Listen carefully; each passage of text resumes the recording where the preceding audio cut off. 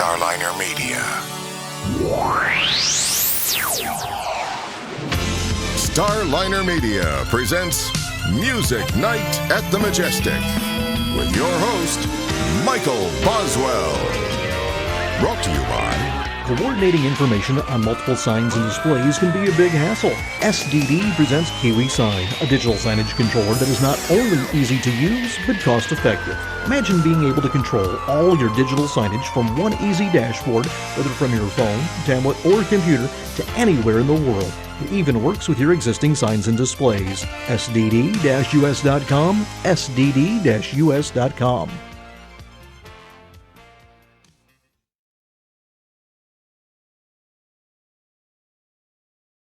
All right, everybody, it's time once again for Music Night at the Majestic. With us tonight, Chris Paine, Martin Stubbs from the Midnight Callers. Guys, welcome to the show. Hey, Michael, how you doing? So far, so good. Glad to have you guys with us.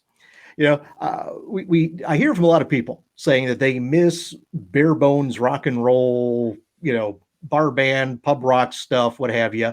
And you guys fill that void. So why don't you tell us a little bit about the Midnight Callers? Yeah, we've been around as a band now, the Midnight Callers, in different iterations for about 3 years. We first started as kind of Julian Bedrino and I were in another band, and it was kind of, it had its own thing. It was kind of like this mod rock style band, which was, pretty niche and narrow. So then I just happened to be driving to a gig with him, and I was just playing these demos, and he was like, "Oh, these are pretty good. Do you want to bring them to the band?" I said, "They don't really fit the mold of a mod rock band." He goes, "Well, we should just record it then." So we recorded this like kind of mini EP, just the two of us, and we realized that all right, we should probably bring in some other guys to help. I'm not that good of a lead guitarist, so that kind of thing, and maybe bring in a legitimate bass player. So as we got rolling along, we actually put out Craigslist ads, and we were able to meet Martin. We met literally and just kind of bonded on our love of Big Star is how we kind of started our relationship in a band. And then, through a couple of changes here and there, we brought on Marley Mirianthopoulos as our bass player. And we've been kind of rolling ever since. Yeah, well, good deal. So Martin, tell us about how you came to join the band. Yeah, sure. So, I guess, I don't know, it was like 3 years ago now. I was looking to kind of join on as a lead guitar player. I'd been in a couple of bands prior where I was sort of like, the main like singer and songwriter. And I really wanted something where I could just kind of show up and have fun and play my guitar. And I came across Chris's Craigslist post, and, like you said, he had Big Star there listed in his, list of references. So from a songwriter's perspective, I've met maybe 5 people in my life, maybe less than that, who even know who Big Star is. So seeing that in a Craigslist ad was like, oh, you've immediately caught my attention. So kind of reached out, and we just kind of started things off from there. Well, tell you mentioned you want to have fun. That's the one thing when you listen to Red Letter Glow, that's what comes across. You guys are just, going out there, tearing right into it and having fun. Everything's got a great groove. You got some riff-driven stuff, everywhere on the album. So if fun was your objective, you guys succeeded. Yeah. Now tell me this. You mentioned Big Star. What would be like your go-to 3 big tracks? Ooh, Chris, that's tough. All right, I'm going to throw 3 tracks out there. It'll probably change tomorrow in terms of what are my favorites, but I definitely like "Oh My Soul" is one of my favorite Big Star tracks. 13, my wife's probably sick of that because I always like listen to that in the car and stuff. That's one of my favorite tunes from them. And probably, one more. I'll say "Out in the Street" just because I think that's probably their most popular one because of the That 70s Show reference. Mm-hmm. How about you, Martin? I'm going to have to agree with Chris on 13. That one just is huge for me. I also love "Feel," the first song off a #1 record. And then, probably a close tie for third between "Oh My Soul" and what's the riff rocker on Don't Lie to Me. Yeah, like I'm a big riff rock guy, and the guitar licks in both of those tracks are kind of incredible. So exactly. Now tell you what, besides those guys, who would be your other, big influences, would you say, when it comes to Midnight Callers?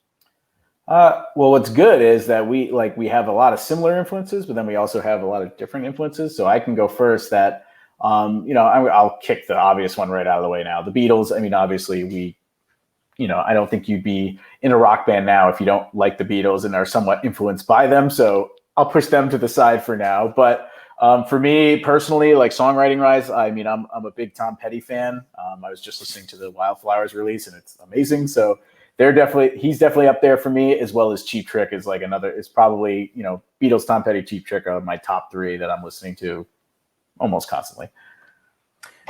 Yeah, and I guess for me, obviously Beatles are huge. I kind of gravitate towards my parents are both classical musicians, so I kind of gravitate towards more like theatrical songwriting. So Queen's a big one for me, and then as pertains to this band, probably I like the Kinks a lot. So a lot of that, kind of like early Kinks stuff is great. Or from more modern stuff, I listen to a lot of like what Jack White is into. So, I like the Raconteurs, I like the Dead Weather, the White Stripes.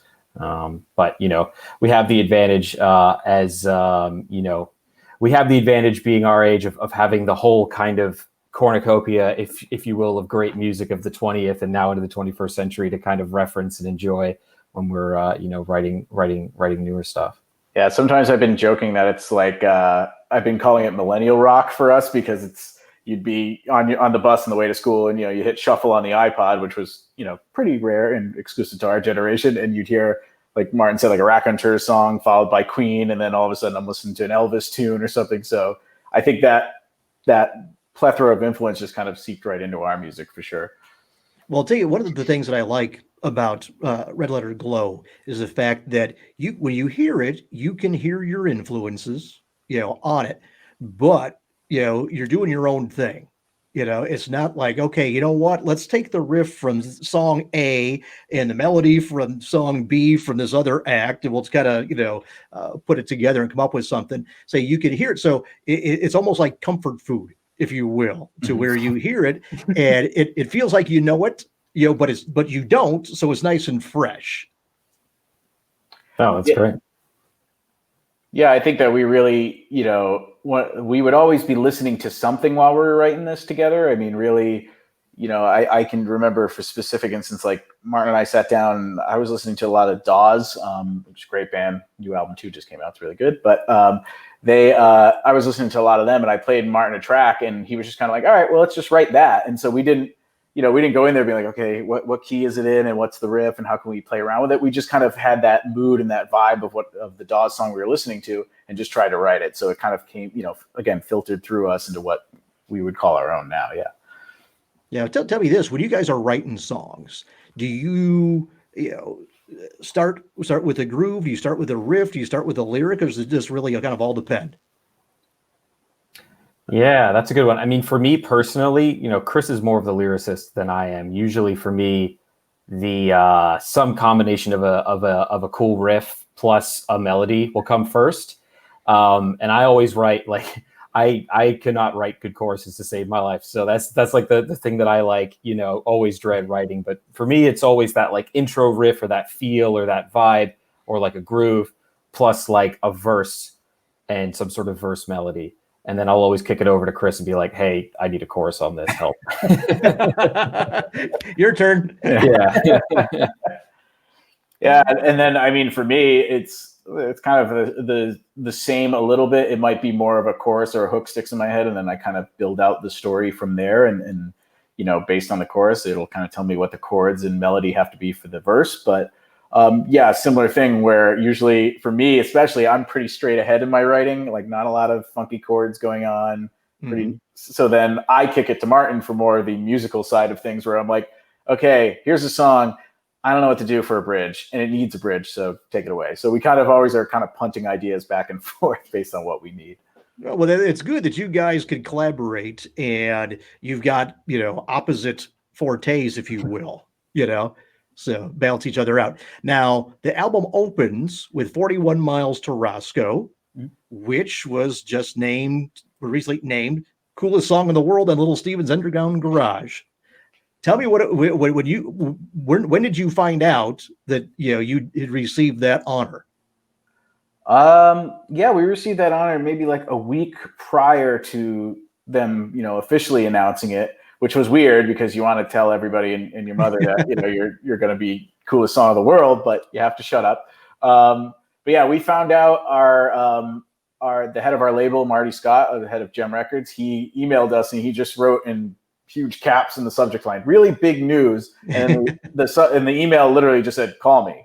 So we were like, all right, well, I hope it's really big, good news. But, so we gave him a shout, and he, when he told us, I was ecstatic, and then, I texted Martin, and we were going back and forth about it. For me, especially, I had grown up listening to Little Steven. I know it sounds crazy to think that his show's been around now for years, but I remember, being a kid on Sunday mornings, and my mom would actually, she was pretty determined to get her boys to church every Sunday, so we'd go to church.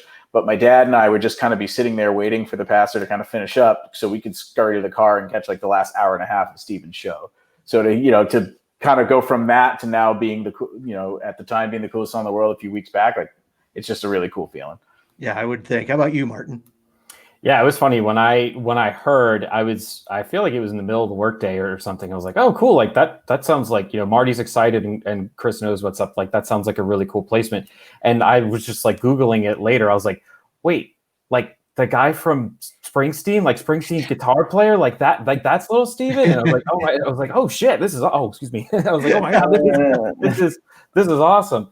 So yeah, that was kind of Chris, I think immediately knew like the significance of the placement. And for me being, I did not listen to Sirius when I was younger. I was much more of like a, CD, like iPod headphone junkie type. So, I didn't have a ton of context at first. And then once I learned the whole thing, I was like, wow, it was very exciting to say the least. Yeah. Well, tell you what, you mentioned being more of a CD person.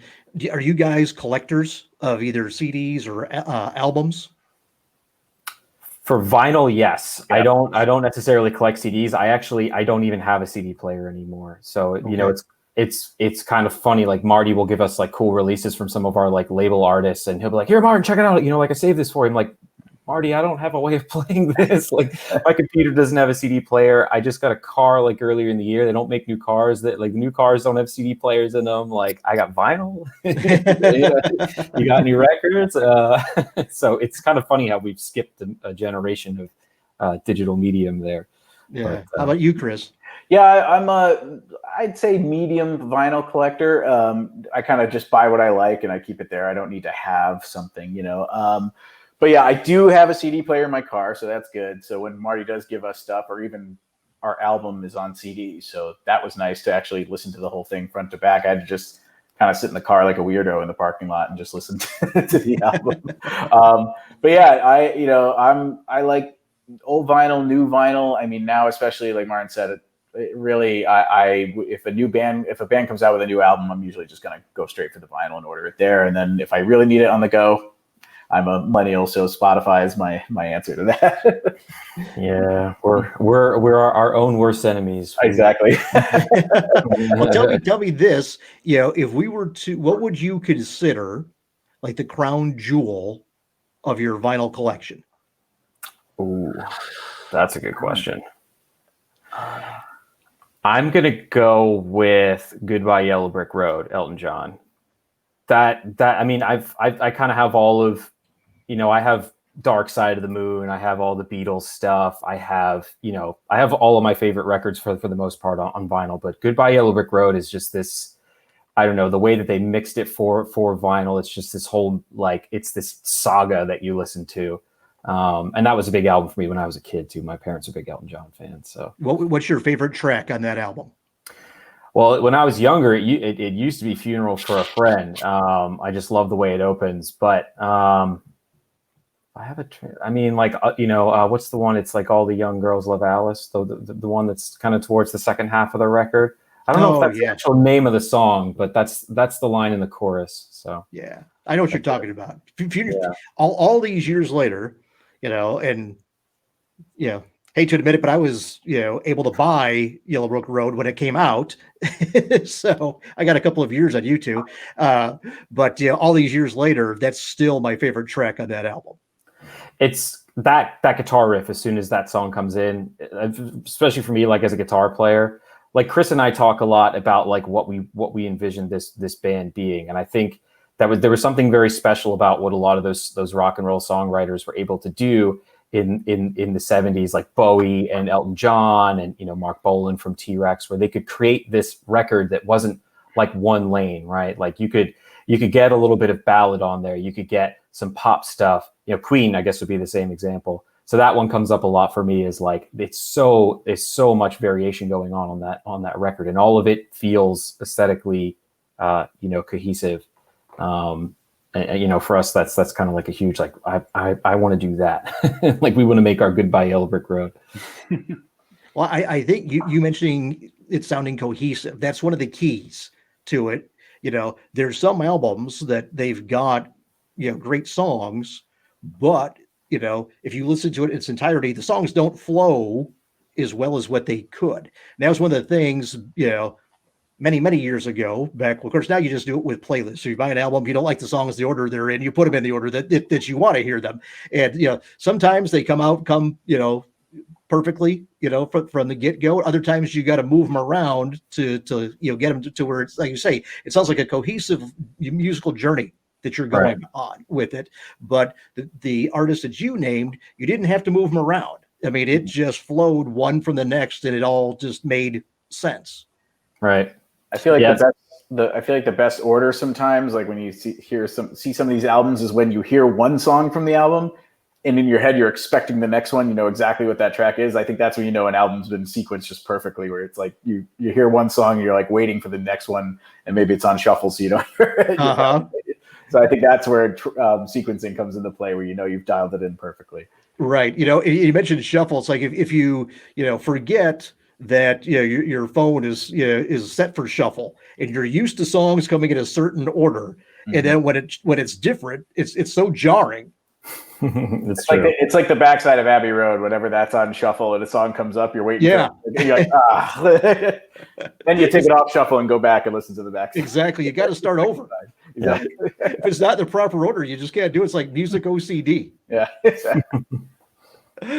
All right. Now, Chris, what was your crown jewel? In my record collection, I would probably say I do have a original pressing of Pet Sounds, which is just, I love the Beach Boys. I'm kind of a sucker for all of their harmonies. So Pet Sounds is definitely my number one. And then if I had to pick a track, I think I Just Wasn't Made for These Times is one of my favorite, cool tracks. If I'm listening to it on the record player and that comes on, I'm just sitting there being quiet, just kind of grooving out to it and listening to the words. It's just a great song.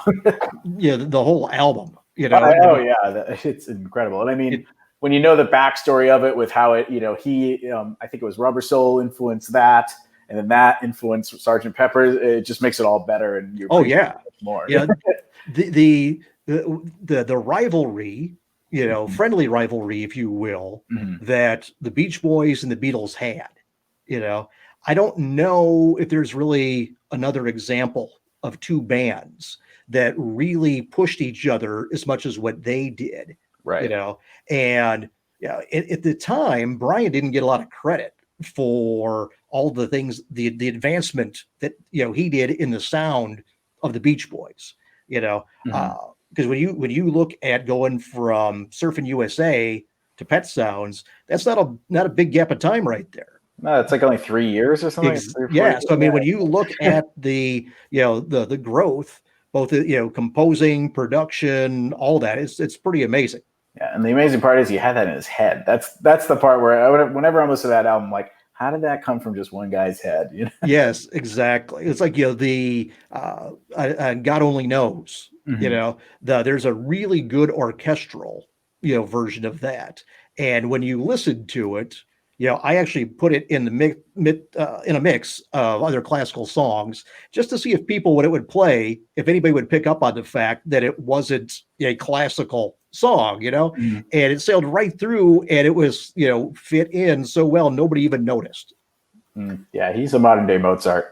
Yes, you know, it's kind of funny how he doesn't like get like, I don't want to say he doesn't get the credit, but I feel like music junkies or like audiophiles know how influential he was to studio recording, and you can kind of hear, you know, the pre and post Pet Sounds records that came out, and he's known for the Beach Boys, but I feel like amongst like the layman, he's not like, no, this guy was really, really important to the evolution of like really awesome recording. Like think of Sgt. Pepper's, right? Think of like in the Court of the Crimson King. Like these are big sounding albums, and that wasn't really feasible all that many years prior. Absolutely. Well, I'll tell you what, talk about recordings. Let's get back to yours. Down on Luck's the second track. Tell us about that one.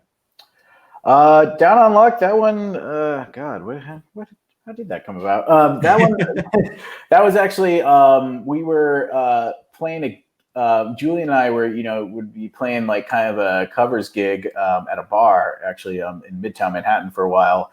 And we were just playing there late night, and I think we ran out of songs. That's what happened. So we were just kind of messing around for like the last like 20 minutes of the set or whatever. So we started just kind of playing along and kind of riffing something, and then I kind of came up with the riff of dun dun dun dun dun dun dun dun dun dun, and I I had it, and I was like, God, I think that's something. I might have just ripped it off. So then I kind of just left it where it was, and I went to my musical encyclopedia, which is my dad, and I made a quick demo of it and just sent it to him. I said, Am I ripping off anything here? He goes, Nope, you're good. Like I was like, okay, you say you're good, I'm good.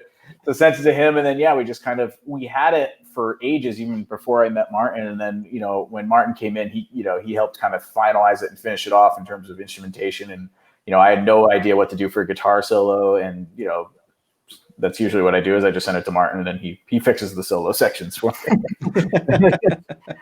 One of these days, you're going to hear a Chris Paine guitar solo on our record. We'll see. It's going to happen because he plays good guitar solos. It's just like, come on, Chris, do it. I'll do it in the demos, and I'm always like, all right, yeah, just delete that. I don't want anyone. Yeah, everybody expects there's this like expectation that when you play guitar solos, it's got to be this like very technical sort of whatever refined thing. But like Chris plays guitar solos as a songwriter, which means he's focusing on the melody more than he is like the technicality of it, which is why it's always like, nope, that sounds really good. Like, sure, I can like make that whatever quote unquote more technical, but the nuts and bolts of it are there. Yeah. The demos sound like, if you compare the demos to what like Martin spits out at the end of like the final record, it sounds like Martin just falling down the stairs is how I would put it. Well, tell me this, talk about solos. What is like, if you had to think of a couple of your favorite solos, what would they be? Well, for me, like Pink Floyd comes in right away. David Gilmour, probably Time. I think that's like every time I listen to that solo, it gives me goosebumps. And I think that's kind of like, I was never a big like shred guy. Like I love Van Halen, but like I wouldn't say that I'm inspired by like Eddie Van Halen or like any of the super fast players. I think I'm much more aligned to guitarists who play something that sounds like it goes with the melody. They play a guitar solo like a song. Or you can't overlook Brian May. Like any of the Queen stuff is fantastic. Again, same thing. You can't overlook any of the stuff that he did on Night at the Opera. It's all kind of fantastic. See, I lean more towards Martin kind of hit the nail, more melodic solos, things you can sing along with. So, my favorite guitar solo of all time has to be, I know it's a one-hit wonder, so to speak, but the Knack, My Sharona, I think is one of the best. The non-radio edit, the full solo is one of the best solos.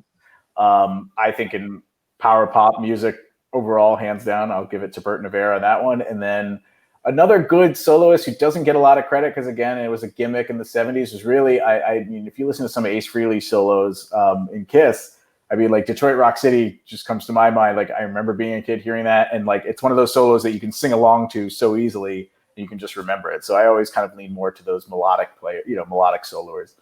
Yeah. There's this song on Wilco's album called, I forget the name of the album, but the song's called Impossible Germany. If you're like a huge guitar solo fan, anything Nels Cline touches is gold. And that the solo on Impossible Germany, that's like, for more modern stuff, is like phenomenal. Well, for me, I always listen like in two ways. You can listen from a technical standpoint and say, wow, this is, the virtuosity, on this playing is, unbelievable. Or you can listen purely from an emotional, standpoint to where, you know, it may not be, technically brilliant, if you will, but the heart and soul that goes into it and the emotion that it strikes when you listen to it. I kind of listen to them in both those ways. Yeah, I think that's like a good differentiator, and I lean much more towards like I can appreciate a very good technical solo. I mean, I listen to a lot of heavy metal too, so like that's all very like technical. But for me, the ones that stick in my head are the ones that lean more towards the emotional side of things. Yeah. Well, tell you what, getting back to your record, you guys produced it with Kurt Ryle from the Gripweeds. Yep. Now, what was that like? That was awesome. I mean, Kurt's a great guy to work with. I mean, not just in the sense of he is an amazing producer. He's got a great ear for harmony. He really helped polish what we had handed him. We had tracked everything ourselves, actually in my parents' living room in Massachusetts. And, we know a little bit about audio engineering, but not nearly as much as Kurt. And so when we sent him the tracks, he kind of, put his hand in his head like, oh God, what have you done? But he was able to take that and kind of really polish it up for us and really make sure that everything was dialed in. And then we went in to do the harmonies with him. I mean, he was just awesome to work with, constantly going with ideas. And the one thing that was great about Kurt was, maybe we couldn't convey exactly what we wanted, like we would just kind of say like, hey, we want that, big star on, big star harmony on this song or something like, but something like that. And Kurt would just get it. He would just literally be like, nope, say no more, I got it. And that's like, how we got the background harmonies on Do We Need It. We would just throw references at him. And since he's got such a wealth of knowledge, he just understood what it was and was able to just do it for us. Absolutely. So now the CD has got a bonus track and it's a cover that you guys completely reworked. How did you come to redo Use Me? Oh man. I think we were tossing around ideas for covers. We'd just done a Beatles cover and wanted to do something a little bit different. And I think kind of what I said earlier about, being a big Jack White fan, I think that really comes through on that track. I think we were like, oh, Bill Withers just passed. It'd be cool to do a tribute. And I was listening to Use Me, and that's one of my favorite Bill Withers songs. And I think I was listening to The Dead Weather after that. And they have this like very interesting knack of combining a guitar, like a really great guitar riff with like a sort of really driving, almost groove drum beat. And I think once the riff came out from there, once the riff got reworked at that tempo, I sent it over to Chris and we were like, oh yeah, this is, I think we originally had a slower version of it going now that I think about it, but the faster one won out. Yeah. I think I believe we started, it was pretty, not slow, but it was slower. And it was good. Like I was excited about it. And then I remember Martin like randomly emailed me. He's like, I just kicked tempo up like a hair. Let me know what you think. And he sent it to me. And I was like, cool. That's like, just go with that. Scrap everything we did. I don't care that it took us a week to do that. Let's go with this. Yeah, it definitely works, And one of the things we say frequently on here is when you're doing covers, if you can't bring something new to it, just go on to something else. And you guys definitely rework it to where it is, your version of the song. So yeah, we wanted it to keep that kind of original, like, and anything Bill Withers is so groove heavy, right? Like so much of his music is about that kind of soul and that kind of emotion, in a groove. And it was like, oh man, Julian, like crush out these drums. And the whole song is going to be based around this like super driving rhythm. And I think that's kind of our interpretation of Bill Withers' general aesthetic. Well, talking about grooves, I Need You is another track on your album that's got a good groove to it. Tell us about that track. Well, that one actually that's kind of a classic Martin and I playing off each other a bit. So I think funny enough, I was at the beach or something and Martin texted me. He's like, hey, I just wrote something.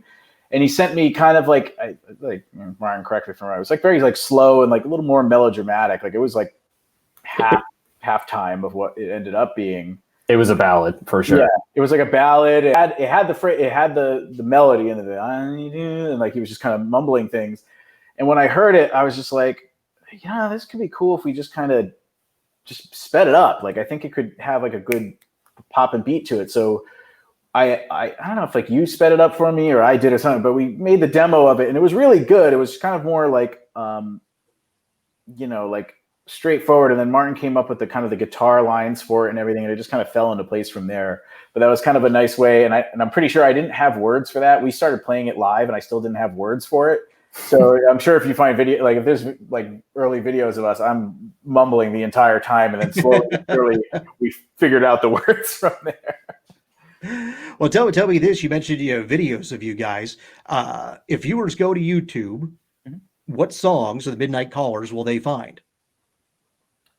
Yeah, so they'll find, I think up there now, we actually just did a series of live videos and we're putting them out slowly each time. So what we did was we actually went back into the House of Vibes with Kurt and we set up cameras around the studio and we said, let's just bang out our songs live four on the floor. And we started with 41 Miles to Roscoe, which we released right around the coolest song of the world time, just to kind of, give someone a visual of what we're like live. And then, we moved on to Hipster Girl off our new album, as well as, I believe, Return the Favor is the third video. But all live, cut in Kurt's studio, it was cool to be back there and kind of, have that recording experience again and also the vibe of playing live too. Yeah, absolutely. Well, tell you what, I know we talked before about, listening to iPods and, Spotify and stuff. What would be the one thing that people would be surprised that would be on a Midnight Callers playlist? Ooh. I think Chris and I both know what it is, and I got bit for saying it the other day. Martin's gun shy to admit it, I guess now. Yeah. Well, we were on an interview, the other day, and I forget who it was. But he was like, what's your guilty pleasure? And I was like, I'm a big sucker for ABBA. Like their songs are just super catchy, and a lot of them have a very 70s rock and roll vibe to them. And he was like, oh no. Why would you say ABBA? So probably ABBA, yeah. Or if it's a band playlist, yeah. How about you, Chris? Yeah, for me, my guilty pleasure music is usually like good 80s like pop songs. Like I love like Always Something There to Remind Me, or like I love like Aha, Take On Me. Those kind of songs. Like again, they're hooky. You can't deny that they're great songs. I know people kind of put down the 80s a bit, but all that good 80s like top 40 stuff is kind of my guilty pleasure. You know what? I look at it like this. If it's well done, yeah, there's no reason to feel guilty about it, and, Martin, you mentioned, ABBA. I mean, it's melodic. The production is excellent. What's not to like? The harmonies, I mean, they're, perfect. Yeah, they're perfect pop tunes. Yeah, exactly. And how would be guilty if it's something that where it's like, okay, I know this stuff's really not that good, but I like it anyway. Yeah, no, I feel like, they, the analogy I use is like, you can be a fan of like really nice, high quality baked goods, but also like Oreos too. Like there's a world for both. Exactly. We've always joked that our white whale of like a cover song is an ABBA tune, and like every now and then when we're talking about what's going to be like a new cover video we put out or something, ABBA's like always on the list, and like sometimes it gets kicked to the side, but we're determined that our white whale is going to be conquered someday. Well, I'll tell you, I always love the tone on the guitar on knowing me, knowing you. Mm-hmm. Yeah, it's such a distinctive, sound that they had on that track. I think Marshall Crenshaw covered that. He did. Yeah, there's a cool live version of him doing that. And yeah. Because at first Martin pitched the ABBA cover I did. I remember being like, "There's no way." And I remember my dad shot me the Marshall Crenshaw cut, and he was like, "No, it can be done. You just exactly." Yeah, that was from his "My Truck Is My Home" CD, if I'm not mistaken. So, yeah, it was great. I was like, "Okay, it is. I'm open to an ABBA cover now." Yeah, exactly. Well, if Marshall covers it, then it gets instant credibility. Exactly. So I'll tell you what, guys, we're actually past our 30 minutes here. So is there anything else that you want to make sure that the viewers, get to hear? Yeah, just, shameless plug. If you want to stay up on like what we're doing, news, go to themidnightcallers.com. That's where pretty much everything will live, updates, new shows. I think you can sign up for our newsletter if you just want to get it right into your email. Also, just give us a follow on Instagram at the Midnight Callers. That's kind of where we post the most content of, behind the scenes, us being stupid in the rehearsal studio, whatever we're doing, it's all there. And then also on Facebook, just facebook.com/the Midnight Callers NYC. All right. Sounds good. Well, tell you what, guys, do appreciate you taking the time to join us here on the show. Thanks for having us. Thank you. Hey, no problem. And as Chris had said, themidnightcallers.com. We've had it scrolling across the bottom of the screen throughout the show, as well as other info. So everybody, please do go there. In the meantime, you'll obviously be able to see this show at musicnight.net and also on our Facebook and YouTube channels. Until then, guys, thank you very much. Everybody, have a good night. All right. Thanks. Bye. This has been Music Night at the Majestic with Michael Boswell. If you enjoyed this edition of Music Night at the Majestic, follow us on Facebook, YouTube, Twitter, Instagram, and at musicnight.net. Music Night at the Majestic is a copyright production of Starliner Media. Any use of the accounts and descriptions of this program, its audio or visual content, without the express written consent of Starliner Media is prohibited. Thank you for joining us this evening. We'll see you next time for Music Night at the Majestic. This is your announcer speaking.